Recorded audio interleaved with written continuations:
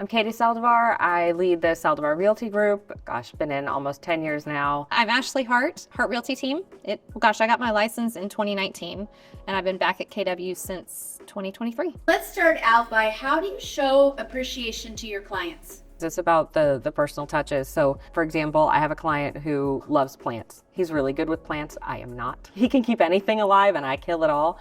And so the other day I saw this sad little plant walking through Home Depot getting something for a listing, and I took a picture and I sent it to him, and I was like, oh, look at this sad little guy. He needs your help, right? Mm-hmm. It has zero to do with real estate, but I got to know through the process that he loves his plants. And so for me, that's just such an easy win, but you have to take the time to actually get to know the personal side of your clients to have those types of opportunities. So it's learning things about, I've got one, she loves Highland cows. I live on 2 acres. She jokes around about, I'm gonna buy a cow and it's gonna live at your house. I'm fine with this. And so when something pops up on my news feed or, whatever, and it's a Highland cow, I send it to her. I think I've sent her 3 so far over the last year. But so it's just those little things, you know what I mean? It's just those little personal touches, whether it's a text message, a voice memo, a Facebook message, whatever it is. But getting to know the more personal side of your clients, it's really the key for everything, I think. I would add to that, listening for details. When you're on the buyer's appointments or you're on the listing appointments or whatever it is, picking up on those little things that they say are important to them, or maybe they wish they would have had, or they don't know how to do. I was on a showing the other day and they said, oh my gosh, I wouldn't even know where to start with decorating this home. So in my head, I'm recording that and I'm thinking, okay, well, for their gift at the end of the transaction, I'm going to do a design consultation. And that way they have a little bit of guidance in how to finish out this home. So it's really just about the small things where they realize at some point that they must have said it, but they're like, how did you? And you're like, because I know you, right? Yeah. I got you. Exactly. And I always like to think surprise and delight. How can I do something completely unexpected, completely not related to real estate, just surprise and delight. Yeah. What's the smallest gesture you've done for a client that created the biggest impact? Gosh, I don't know that I could nail down one specific thing that I've done, but again, it's in the details. So for example, there was a client of mine, his wife had passed away several years ago. He shared with us at one point, there was a hummingbird at one of the showings that we were at. He kind of stopped for a minute. You could tell that it made him pause and we didn't know why. And he just kind of made a little sentimental sound. And Kyla was actually showing him the house, and she looks at him and she goes, is that how she comes to you? Everybody has their signs for things sometimes. And she asked him, is that how your wife comes to you now? And he said, yes. And so as part of his closing gift, there were these hummingbird feeders and they had flowers hand painted on them. And so we did her birth month flower. And their family to this day tells that story all the time. They tell people all the time about that. But things like that I think they keep you top of mind, and they keep the referrals coming in. And, even if it's, for example, I had a client that said, hey, my friend needs a plumber, who do you suggest? And they've never needed a plumber recommendation from me, so they didn't know, but they still turned to me. And they said, well, can I get you guys connected just in case she has other needs or other questions? Absolutely. So now I'm in contact with this person that, never sold them a home, but they've asked me, I think, for 4 different referrals now for different services or vendors. And it's just that relationship stuff. That's really what it boils down to. It's about the people. I would say meeting people where they are. If you think about real estate, it's really hard and scary sometimes. You've got death, divorce, job loss, relocation. There's some stuff that a lot of people don't know how to navigate to begin with, and then you add real estate on top of that, and it just gets really challenging. And so, I've packed boxes, I've loaded moving trucks, I've scrubbed kitchens, I've vacuumed floors. It doesn't cost anything to be human and really just show up when they need you the most. And for me, I have that experience, and I talk about it a lot, how I remember the people that showed up for my family when we lost my brother unexpectedly. And those people got me out of bed and brought me food and put shoes on my feet and just kind of helped me get day to day. And so now I get to do that for other families, and it doesn't cost anything. It's not always dramatic, but if you walk in and their house is messy, rather than send them a maid, just pick up with them, and that just means so much, because then you're having conversation, you're building relationship. They realize to them, you're not just another client. Yep. Is there anything that you can think of that would be a really good thing for them to do to show appreciation for their clients? They don't have a big budget yet. Staying relevant with social media is great, but another thing too is, they don't even have to be your client for you to show appreciation. You know, if there's someone who has watched your kids while you went and did a couple of showings, or was just your vocal cheerleader while you were taking your classes, or, you know, getting ready for your exam, literally anyone who has supported you in any capacity, send them a spontaneous $5 Starbucks gift card. You can do that through the phone. You don't have to actually physically mail anything. If that's not your jam, that's fine. And just say, hey, I just want you to know how much I appreciate you. You know, this real estate endeavor is really exciting, and it's also terrifying, and I just really appreciate that you're a positive part of that for me. So it doesn't have to be a client. It can be someone who has supported you, but that will come back. It'll come full circle. You know, they may not be moving, but their best friend might be moving, or, you know, their neighbor that they had dinner with last Sunday might say, hey, you know what, we're thinking about relocating. You just never know where that next name drop is going to come from. So to me, it's just about loving on your people, whether they're clients or not. I find great stuff at the dollar store, and also like the Hicks section. What's it called at Target? Oh yeah, like the dollar spot or whatever. The dollar spot at Target. It's not really a dollar, but it's supposed to be. So I find great stuff in there. And when I was first getting started, I found these cute little planters, and it had a tagline on it that said, "Thanks for helping me grow." And so I tied my business card to it, and I hand delivered them because I didn't have anything else to do those days. And I hand delivered it to every single person in my neighborhood, and just kind of had a conversation with them about real estate. And it was so funny because none of the plants lived, and yet I'm still here and thriving. But they would call me and they say, I'm so sorry, I've really tried to take care of your plant, but it's not going to make it. And we would have these great conversations, and I'm like, well, I hope that's not indicative of what my business is going to do. And so it just kind of built this back and forth fun discourse. So I think that no matter what the gift is, or what the pop by is, or what the conversation, the text message, anything is, it's all about just starting the conversation in a non-threatening real estate way. Hey, how about you? What's your signature thing? I would love to say that I have one, but I don't think I do. I genuinely, I mean, everybody gets the same like gold standard service as far as I'm concerned. So I don't care if you're buying a $250,000 house or a $2 million house, you're getting the same version of me. Your needs are different, but you're getting the same version from every single member of our team. You don't have anything that's like signature though. We've definitely improved on our event stuff, and obviously we'll get to those. But when it comes to just each and every transaction, or for us every year, there's not any one thing, because I think sometimes everything fluctuates. And so I think that we are still in the process of kind of just rolling with whatever that looks like. Okay, I have a prop. I brought it. Nice. Because I do have a thing, and I've slacked a little bit on my thing lately because I've been busy with other things. So for clients that are seeing this video and have not yet received it, it's coming, you're in, don't worry. I promise. Okay, so this is my VIP box, and when clients close a couple weeks later, I deliver this to their house, and it's nothing fancy, you guys, like, don't be intimidated. It's a nice way of saying you're in my VIP group now. And in it, I put a little tiny bottle of champagne, but I also include a tiny bottle of apple cider, because not everybody drinks. Maybe they're pregnant, maybe they just choose not to drink, whatever. There's a custom cookie that is not in here because I may or may not have eaten it at some point. It's good. It's a sugar cookie. It's got my logo on top. It's cute. And then just a little card, and it's simple. I'll read it to you. It says, congratulations. As a valued client and referral partner, we are excited to extend a special invitation to our exclusive VIP group. At Hart Realty Team, we understand that your real estate journey is not just a transaction, but a lifetime experience. That's why you now have access to a range of premium benefits, including special events and regular giveaways. Your trust, loyalty, and support mean the world to us. And we believe that this group is a perfect way to show our appreciation. We look forward to providing you with exceptional service for many years to come. And then it just talks about, how to contact me if they need me. This to me would be my thing for anybody that closes a transaction, regardless of price point. They all go into my VIP group because those are the people that I want to be surrounded with. And what does that cost me to say? I should know that as a business owner. Sorry to put you on the spot. But the fact that you don't makes me just love you even more. I don't have a price. The feeling to somebody of being part of a group and realizing that, like, okay, our transaction's over, but I still have access to her. Like, she's not going anywhere. I still get to be part of her life and celebrate with her special moments, just like a friendship. It's not expensive. No. It's not about what's in it. It's about the fact that you created it. Yes. Now they're part of that group, and you took the time to bring it to them and invite them. Can I share one more thing before we move on? This is the book where I got the idea of the VIP boxes, so I cannot take credit. Don't even want to take credit for that.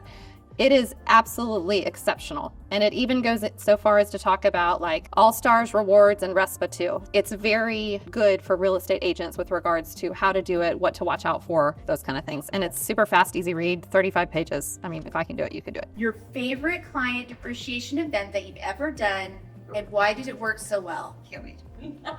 Yeah, so my favorite was actually last year. It was right after Faith had joined the team, so that was fun. We got to like kind of introduce her at this big old party that we did, and it was just this whole like, yeah, just this vibey, loungy. It was so amazing, and it's so my style. So like anybody who knows me knows, like they would look at it and go, oh yeah, that's a place for you. It was very quaint, it was very intimate, and so it kind of, just the location alone really fit the theme of what you get when you get our team. I had this amazing caterer, and we brought her in. We did a cider bar. It was all sorts of delicious, yummy nibbles, and the flavor palette was very fall-ish as well. So it was just, the whole experience was just kind of this warm, cozy, like So come in and hang out. A gathering. Yeah, just what do we call it? And we did a favorite things. Sorry, my phone is blowing up. We did a favorite things table. So I don't know if any of you have been to like a favorite things party. We did a select number. There wasn't enough for everybody to get one of everything. We did, 25 of our favorite candles, and then we did some fire starter things, and then we did like a simmer pot pouch, and everybody was able to come in and grab a couple of items. Okay. So I think, what do we say, 2 or 3 for each person? And then we had a little goodie bag for all the kiddos, and it had like those foam light up sticks and some stickers and bookmarks and just activity things. So it was just kind of some of our favorite little things. It was very personal, very intimate. It was great. And then we had our videographer and photographer there. We told people ahead of time, said, hey, come dress cute if you want a good family photo. And we did it early in November, and other people are good at Christmas cards. I fail miserably at them. But for the people who are great, they had a great opportunity to get a really fun kind of candid photo with, their family or whatever, and then they had access to it so they could use it. Do you find more people replying with the handwritten invitations, or are they responding via email? Katie, how did you get the word out about your event? We did email and text, and we did a video, but I know some people are terrible at checking emails. And so, for me, a lot of it too was, how did I communicate with my client during the transaction? Because that's a question I always ask when we're first getting started working with someone, is how do you prefer to be communicated with? Some people, if you send them a text, you'll never get them. Just pick up the phone, So I think, again, back to the personal touches, that's just one of those things that for me is part of it, is knowing that if you're going to do a big event and you do want to invite everybody, I will say that's one of my downfalls. I overthink everything, and then I freak out. I'm like, but what if I miss somebody? And that was part of my struggle getting started with events, is because I would just panic. So I try to remember those things. Who replies best to emails? Who, needs a text message? Who needs a phone call? Hey, answer. Yeah. I need you to, are you coming or not? So it just, again, it depends. Ashley, what was your you're excited about this one, so I'm excited here. I can throw a good party. I love parties. My mom is like the hostess with the mostest, and I just love to really welcome people into whatever environment it is. And so I have 2. Can I share 2? Yeah. Okay. First one, we did a Sign the Sticks party on the house that we're building. And when all the framing was up, I invited every person that has ever referred me, done business with me, said hi to me, ever, as well as all of my husband's people. And so we had this enormous turnout inside of our house, and they signed every wall, frame, everything. And then we had the videographer come and take pictures of each one. And he doesn't know it yet, but he's gonna make a giant collage, and it's gonna hang on the wall in our mudroom. So like, we'll forever have those messages on the wall. And what I was telling people that night is, we're only building this house because you guys trusted us, supported us, and allowed us to. And a lot of the spaces within that house are intentionally designed to host client events. And so now they forever get to be a part of that story. And so to me, that's super special. And so the way to take away from that is not that you have to go build a house. It's that if your client is building a house, do that for them, because it's such a special, intimate thing. I mean, some of the messages they wrote on there, some of them were funny. One person put $signs on the office frame, so like there's some funny stuff, and then there's some really sweet ones. Like, I pray for all the memories and the joy that's gonna walk through these doors, and all the time that you'll spend with your family and your kids. Give your clients the opportunity to have that as well, because it was really, really special to our family. That's number one. It didn't cost anything. A big old bag of Sharpies, that was all it cost. And we had catering, but we didn't have alcohol. It was family friendly. There was nothing the kids could ruin, so they were just running around and they were scribbling on everything. I mean, like floors, walls, and they loved it. It was totally family friendly. It was awesome. Second one, the famous pie party that happens at Thanksgiving. I've done it 2 different ways. I've done it here at the office with a pickup, and that was fine. They showed up, we talked for a couple minutes, I handed them a pie, and then they left. And then last year I got brave and I invited people into my house, which is really hard for me because we don't live in a very big house, and it's 6 people in 3 bedrooms, and we are on top of each other, and I'm a germ freak, and I don't like people wearing shoes in the house, and like, it was really hard for me. And I think we probably had, 75 or more people come through the door to pick up a pie. And side note, let me tell you about this woman right here. At Costco, if you don't know, when you borrow your friend's Costco ID, you have to have a way to pay for it. And I didn't know that they don't take MasterCard and they only take Visa, and I didn't have cash. And so I show up with a baby and 2 carts full of Costco pies, and I get to the front and no way to pay for it. And I'm just standing there frozen, like, I don't know what to do. They're telling me I can go to an ATM, but I don't have an ATM card. It was miserable. And all of a sudden, this angel appears and she's like, "Hi, friend, what do you need?" And I think I remember exactly what I said. I said, "I need money and I need a lot of it." Yes. And you know what she did? She said, "Okay." And she just paid the bill for me right there. But then it gets better because I also needed charcuterie for that party. And I said, "Can we do this again after I load the pies?" And she said yes. So anyways, all that to say, friends matter. Like, they absolutely matter, and they show up in the most unexpected times. But the pie party at my house was so much better than the pie party that I hosted here because it was intimate, and they got to see how I do life, and they got to meet my kids, and my kids got all into it. They made signs. They made signs for each room and activity for our guests to enjoy. And one of them was like board games and, roller coaster outside and trampoline, like all the fun things that they enjoy for parties. And then one of them said pillow fight in the bedroom.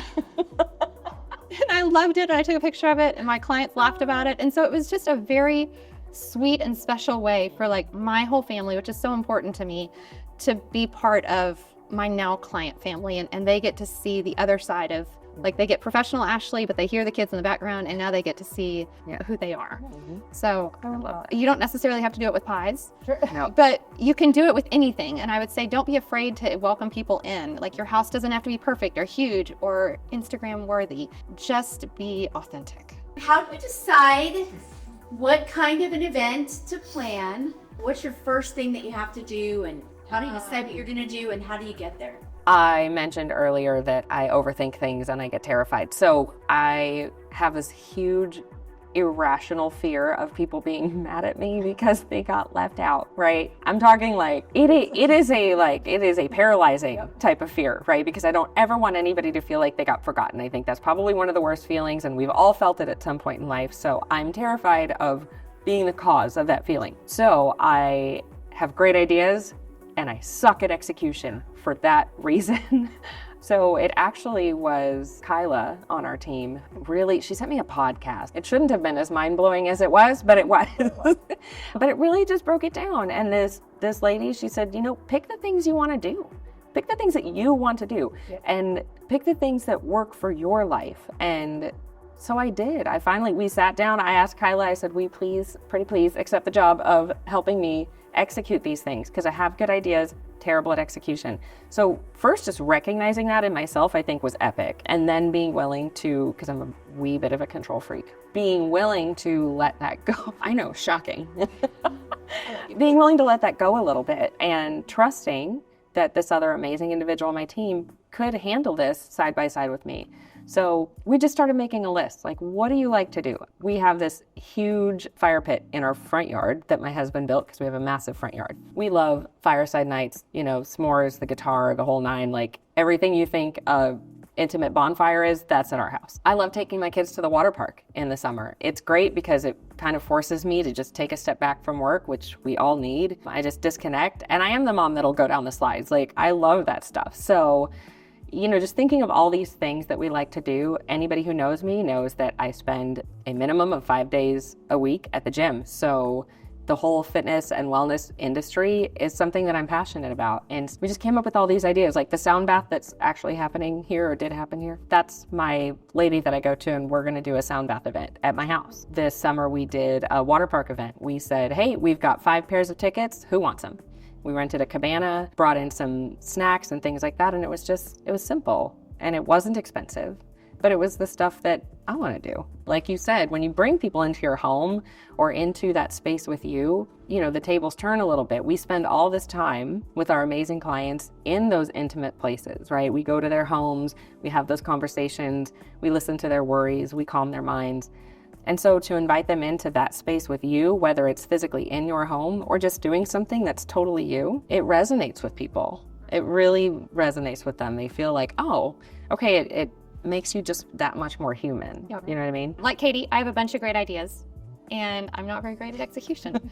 And so a lot of times I come up with an idea and then I execute on it right away, because if I don't do it right then, it's not going to get done. So my initial approach to inviting people is not necessarily strategic.